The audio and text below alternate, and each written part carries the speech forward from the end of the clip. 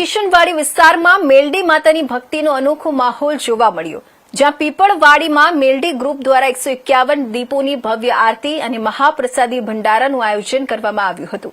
કિશનવાડીના જલારામ ચોક ખાતે પીપળવાડીમાં મેલડી ગ્રુપ દ્વારા મેલડી માતાની 151 દીપોની ભવ્ય આરતીનું આયોજન કરવામાં આવ્યું હતું। આ પ્રસંગે ભક્તિ અને આસ્થાભર્યો માહોલ સર્જાયો હતો, જેમાં મોટી સંખ્યામાં શ્રદ્ધાળુઓ ઉપસ્થિત રહ્યા હતા। કાર્યક્રમ દરમિયાન માતાજીની વિશેષ પૂજા અર્ચના કરવામાં આવી હતી અને દીપ પ્રગટાવી આરતી કરવામાં આવતા સમગ્ર વિસ્તાર ભક્તિ રસમાં રંગાઈ ગયો હતો।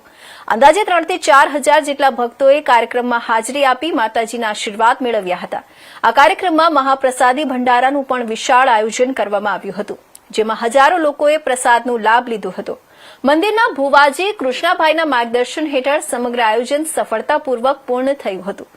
છેલ્લા ઘણા વર્ષોથી પીપળવાડી મેલડી ગ્રુપ દ્વારા આ પ્રકારના ધાર્મિક અને સામાજિક કાર્યક્રમો યોજાતા આવ્યા હોય છે, જેનાથી સમાજમાં એકતા અને ધાર્મિક ભાવના મજબૂત બની રહી છે।